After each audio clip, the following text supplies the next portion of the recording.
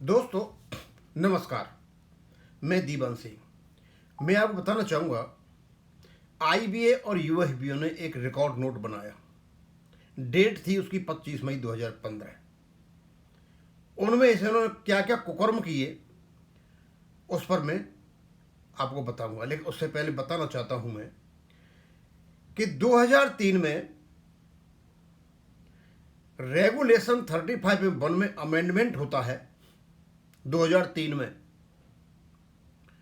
और उसके बेस पर जैसा ये कहते हैं 1/11/1992 से लेके 1/11/1993 को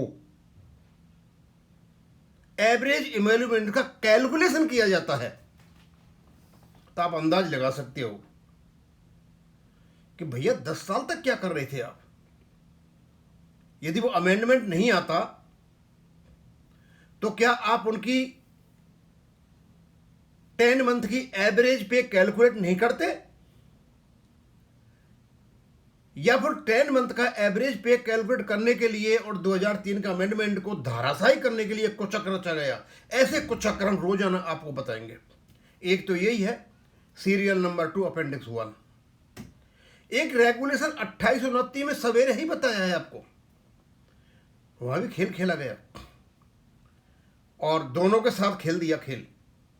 15 साल वालों के साथ, 20 साल वालों के साथ, वो कोर्ट से उनको फायदा मिला।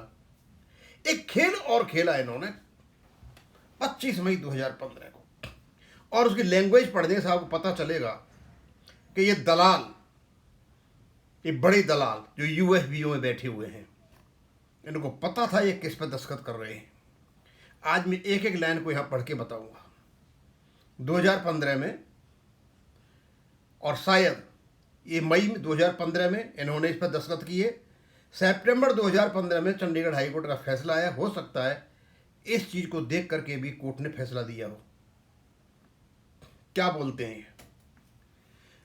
Exclusion of bank pensioners from wage settlements negotiations and its effect on BPR 995/35।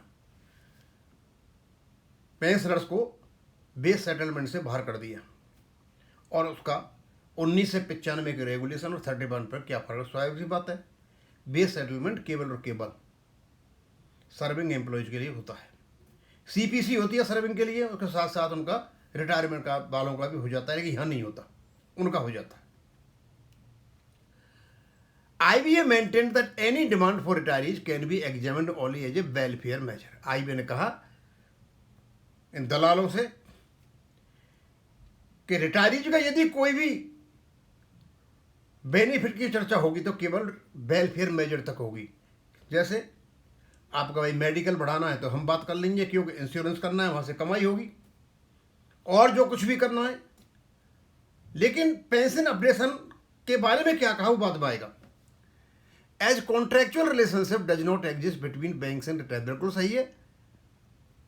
Industrial dispute act उस समय अलाउ नहीं करता था इनको कि भाई उनके साथ में कोई कॉन्ट्रेक्चुअल रिलेशनशिप है, खत्म कर दिया। अब इनको कहां से मिली होगी हिदायत? बैंकों से मिली होगी, सरकार से मिली होगी। यानी कॉन्ट्रेक्चुअल रिलेशनशिप नहीं है हमारी, इसलिए हमारे मुद्दों की बात नहीं होगी। जब 2015 में ये बात हो गई थी तो EIBRF, EIBPAR, CBPR, भैया क्यों तो मैंने IBA के और UFBO के पीछे भागते हो? क्लियर तो कर दिया 2015 में इन्होंने। आगे, the periodic wage revision exercise based on mandate from member banks covers only wage and service condition of serving employees. अब जो वेज रिवीजन है ये केवल और केवल, और उनकी कंडीशन ये सर्विंग एम्प्लॉय से संबंधित है। Retirement benefits are based on service conditions prevailing at the time retirement. और यदि कोई रिटायरमेंट की बात होगी तो होगी जिस समय आदमी रिटायरमेंट हो रहा है। रिटायरमेंट होने के बाद कुएं में जा, बाहर में गया, and these do not change the, और बाद में इन चीज को बाद के सब्सिक्वेंट से इनसे कोई लेन देन नहीं, मतलब ये करके बैठ गए। अब स्वाभाविक सी बात है, जब आदमी रिटायरमेंट होगा तो पर्टिकुलर बेस सेटलमेंट हो जाएगा, तो उसका तो कोई लेन देन नहीं है। अब पेंशन अपडेशन पर क्या कहा इन्होंने? This being a funded scheme in lieu of contributory PF, as it is banks are contributing several times the statutory PF contribution towards funding pension scheme every year, hence providing for the periodical updation is not possible. As this will have serious impact on the working of banks. ये 2015 में IBA ने एक joint note बनाया, record note बनाया और स्पष्ट बोल दिया कि पीरियोडिक पेंशन अपडेशन पॉसिबल नहीं है। इन जॉइंट नोट में ये नहीं बोला कि आपका कोई रेगुलेशन नहीं है, ये बोला पॉसिबल नहीं है। पॉसिबल का कारण बताया कि इससे बैंकों के वर्किंग पर ज़्यादा असर पड़ेगा, यानी उसकी प्रॉफिटेबिलिटी पर असर पड़ेगा। और इस पर सिग्नेचर किए इन दलालों ने, और बाद में हमें बेवकूफ़ बनाने के लिए ये कभी रेजिडुअल इश्यूज में पेंशन अपडेशन का मुद्दा रखते रहे, कभी कुछ करते रहे, कभी हम एक्सक्रेसिया देते रहे, कभी बेवकूफ़ बनाते रहे, उधर राज्यसभा लोकसभा से कहलवाते रहे कोई प्रोविजन नहीं है। यानी रिकॉर्ड नोट में आईबीए ने ये कहा कि भाई ये पेंशन पीरियड अपडेशन पॉसिबल नहीं है क्योंकि बैंकों की प्रॉफिटेबिलिटी पे उल्टा असर पड़ेगा। और इसका गीत गाया संगीत इस सबसे बड़े जोकर ने। पैसा के हिमालय से आएगा, गंगा नदी से आएगा, ऊपर से आएगा, नीचे से आएगा। यानी जैसे ही रिकॉर्ड नोट आया, फैला, तो पीछे की जो धारणा चली हुई थी कि कोई अपडेशन का प्रोविजन नहीं है, फंड की कमी है, इसने और मजबूत कर दिया। और इसको हम ही इसको मजबूत करने के लिए प्रसारित करने लग गए। रेगुलेशन को साइड में डाल दिया हमने और हम इन किदवंतियों पर विश्वास करना शुरू कर दिया। ये जो नैरेटिव सेट किए थे इन दलालों ने, इस दलालों के नैरेटिव को सेट करते करते कुछ आदमी तो ऊपर चले गए और कुछ अभी नीचे पड़े हुए हैं।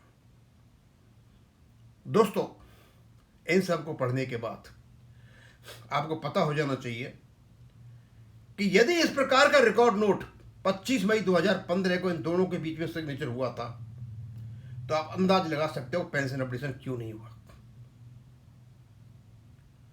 इनको बल मिला यहां से, इनको आपस में न्यूज प्रचारण करने का दायरा मिला। ठीक है, तुम कमाई करते रहो 200 रुपये महीने से, तुम अपना पेट जेब भरते रहो और आप फैलाते रहो पैसा नहीं है, पैसा नहीं है, पैसा नहीं है। हम कहेंगे रेगुलेशन नहीं है, रेगुलेशन नहीं है, रेगुलेशन नहीं है, और चलाते रहो, चलाते रहो, चलाते रहो। ये हुई असली बात। अब ये बात आती है कि रिकॉर्ड नोट ये करने के अधिकारी हैं आईबीए और यूएफबीयू, ये तो उनका मैटर ही नहीं है। भाई आप कैसे रिकॉर्ड नोट को दस्तखत कर सकते हो?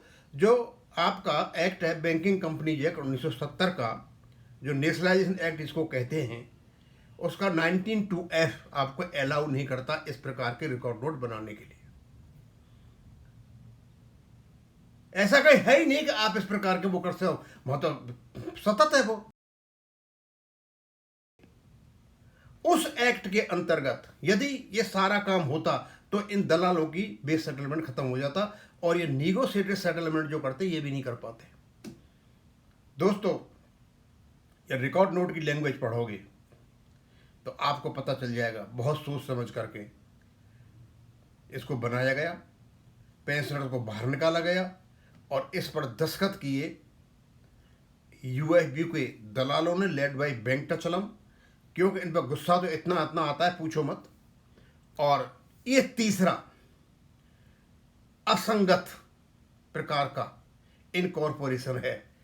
पहला बताया मैंने सीरियल 2 अपेंडिक्स 1 का, फिर मैंने बताया रेगुलेशन 28-29 में क्या क्या खेल खेला बीआरएस साथ में, और ये जो रिकॉर्ड नोट बनाया पेंशन अपडेशन रोकने के लिए।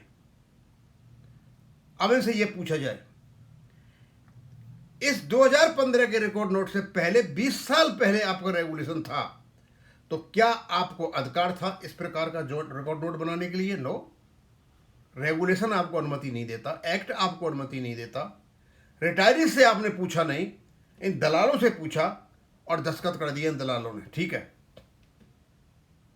यह है तो आपकी असली कहानी पेंशन अपडेशन नहीं होने की, क्योंकि इस चीज़ का बहुत से लोगों को पता नहीं था। हम चाहते हैं कि ये चीज़ भी हमारे बैंक के जो पेंशनर हैं उन तक पहुँचे, और कम से कम कोई मिले इन दलालों से ये पूछे कि दलालों तुमने किया क्या था ये। अब इसको यहीं ख़त्म करूँगा। थैंक यू, धन्यवाद।